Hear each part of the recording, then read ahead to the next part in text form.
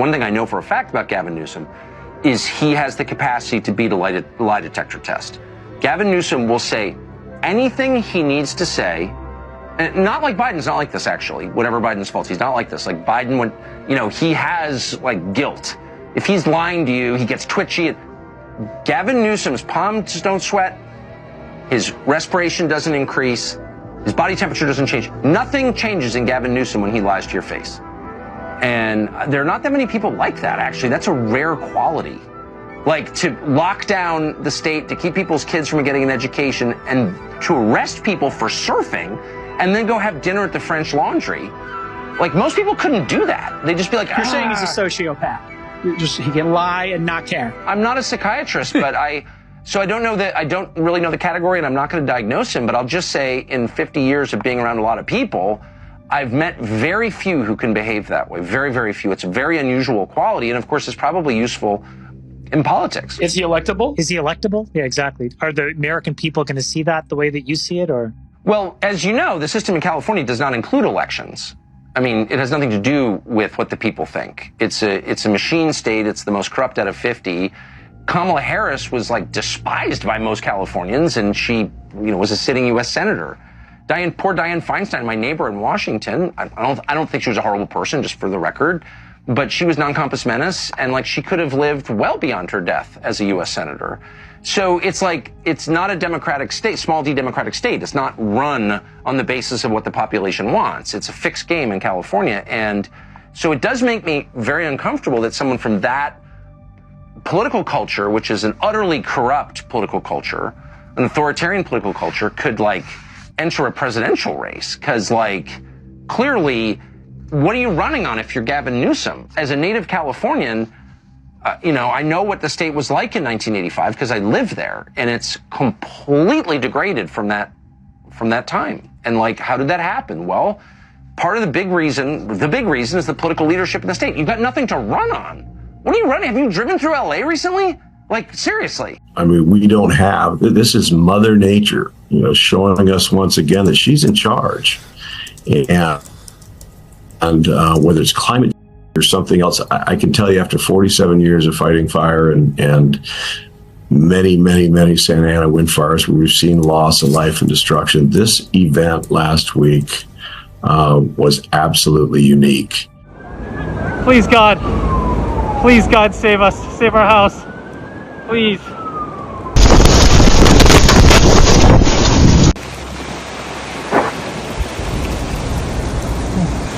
Bye.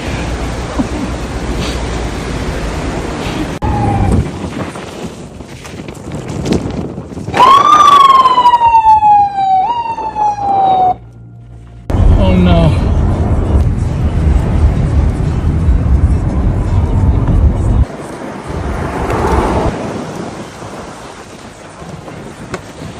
No. Neighborhoods wiped off the map. Homes reduced to piles of ash. Every day it gets more grim. And the death toll keeps rising. 24 are now confirmed dead, and many more still missing. Forecasters estimate the damage to be more than $250 billion. This would be costlier than Katrina.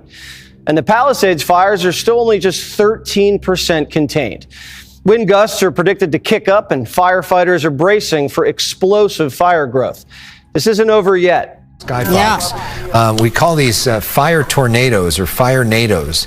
As we talk about, a fire creates its own weather pattern, and what you're looking at right there is the swirling winds. Authorities in Los Angeles are warning more destructive winds could lead to explosive fire growth, prompting further red flag warnings across the city. Severe winds of up to 115 kilometres an hour are whipping through Southern California, putting residents again on alert for high fire danger. That have devastated entire sections of Los Angeles, with those Santa Ana winds ramping back up overnight and due to peak today.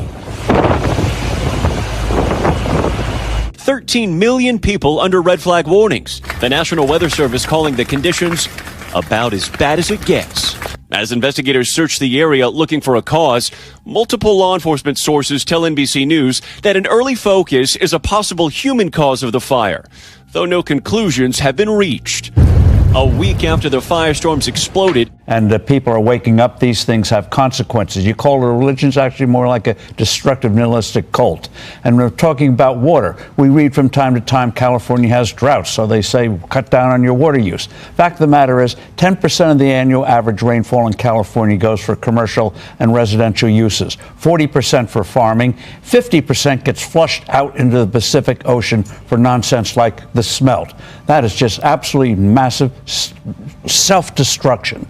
We've seen the consequences of it, and consequences do have consequences. There's going to be a change in California, finally, after years of idiocy. Give us the latest there as the status of these fires that are still raging there in Southern California. Yeah, the fires, are roughly, Palisades, I believe, is about 24,000 acres, and Eden's holding at about 14,000 plus. There has not been significant growth in the last day, but per your report, certainly a lot of hot spots. And probably our biggest fear is that the winds have resurfaced. They're blowing very hard in Ventura, LA, Orange, and Riverside counties. So, man, we're one ignition away from another disaster, sadly. This is too big of a disaster to cover up.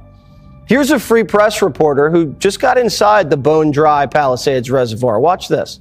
This was supposed to be the water to put out the Palisades fire. This is the Santa Ynez Reservoir. It's the water supply basically for the Palisades. When they first started fighting the Palisades fire, they ran out of water extremely quickly. Wednesday, 3 a.m., they were basically out. And there's been a lot of talk on why this happened. So how long has this reservoir been empty for? Since February of last year. There was no communication from the Department of Water and Power to LAFD that there was a water supply issue. The firefighters, when they started fighting the fires, no one informed them that the reservoir was empty.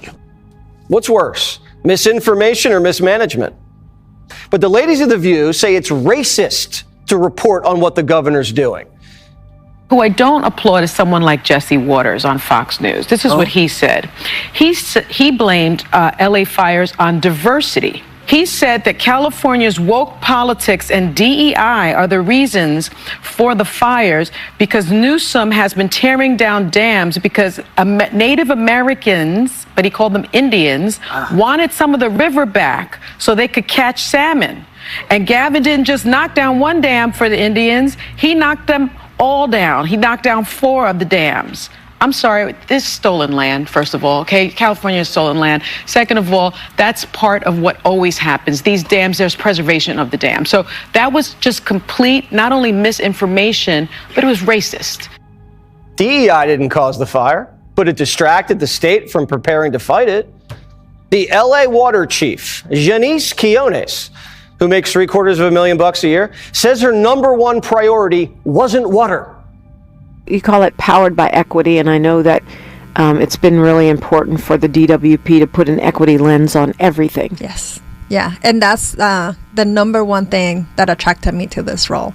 It's important to me that everything we do, it's with an equity lens and social justice and making sure that we right the wrongs that we've done in the past from an infrastructure perspective and that we involve the community in that process. And this utility is serious about it, is authentic about it.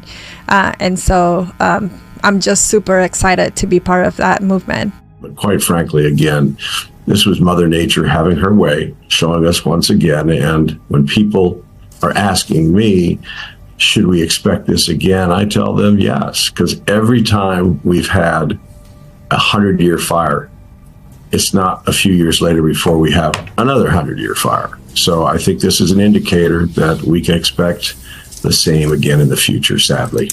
Biden wrote a blank check and left on his legacy tour. No one knows where the VP is. Kamala's home state's California. She lives in LA. They say she could be the next governor. It's like she disappeared. Police just caught 2 sketchy men casing Kamala's house in Brentwood after someone called 911. Here's the latest on what caused the fire.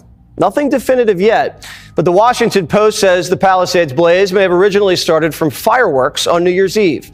Firefighters put it out, and it may have reignited days later. Other reports say downed power lines might have sparked the inferno, and arson hasn't been ruled out. The governor says he can't get a straight answer out of anybody. I want to get the answers. And I'll be candid with you, I wasn't getting straight answers. Yeah. I watched the press conference. I met with some of those leaders. We had my team start talking to local leaders, saying what's going on. Our state. And you weren't getting straight answers from I was getting leaders. different answers. When you start getting different answers, then I'm not getting the actual story. The governor doesn't have a strong grasp of what's happening and keeps passing the buck to the locals. But he's out in front of the cameras every day. We're dealing with a myriad of issues. I was just talking to Josh Green, the governor down in Hawaii, who had some ideas around some land use concerns he has around speculators coming in. Why is the governor shimmying around like that with a smile on his face? What kind of presentation is that? Why does he look so gleeful when he's talking about land speculators? It's getting so bizarre that NBC is having to call Gavin out for spewing misinformation.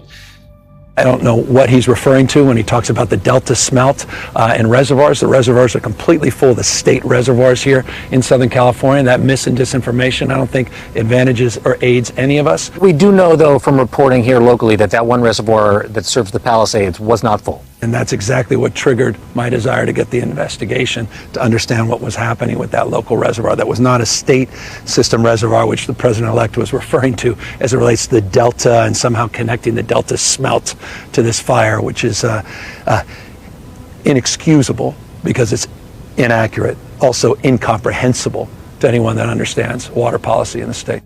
They knew the fires were coming and they didn't do anything. The mayor leaves the country. She flies to Ghana after having promised not to leave the country, by the way, as mayor. She's traveled at least six times out of the country and she promised not to travel. Why is it important the mayor be there? Because you can say, well, aren't there other people in charge? Because it's an emergency command situation. She has to be able to issue orders and to, waive regulations and make things happen. The governor has to be doing that. They didn't do that. They should have had, by the way, they should get the fire trucks up into the fire areas right away. Yeah. They can also start, they can start clearing brush. They can start, but literally they could just be in those neighborhoods just sitting there for days at a time waiting for the fires to happen, put them out as soon as they happen. I'm not saying that they would have been able to prevent all the fires from happening, but you remember like the big fire in 1993, I think it was Laguna Beach, or maybe it was Malibu as well, but it was like 700 homes. We're at 10,000, structures at this point, homes and buildings gone, 200,000 people evacuated. I mean, it's like, it's madness. It never needed to get to that level. Okay, so that's the first thing. They just needed to have been there before the fire started, and they didn't do that because the politicians are they're focused on themselves. They're focused on the next political office they want to get. So that was the first thing. The second thing is the water runs out, right? So that was and then you hear people go, oh, well, there's nothing you can do because like once the homes are burned down, like the water lines, you can see the pictures, the water like will be spilling out, of the homes. And so that lowered the water pressure. That was a total lie. There is something called the Santa Ynez water reservoir, which is the potable water, meaning the drinking water that also goes into the fire hydrant system, because the fire hydrant, the fire hydrant system is the drinking water system. It's the same thing. It's the exact same system. That reservoir was empty, and it was the second largest of the 10 potable water reservoirs that serve LA County. Let me make one distinction here, because there's actually two kinds of reservoirs. There's the reservoir with the snowmelt water, these really big lakes, basically, and then there's that's the unpurified water, and then they purify it, and then they feed into these reservoirs where they store the water for all sorts of reasons, for emergencies. So that is an absolute crime, that Santa Ynez reservoir.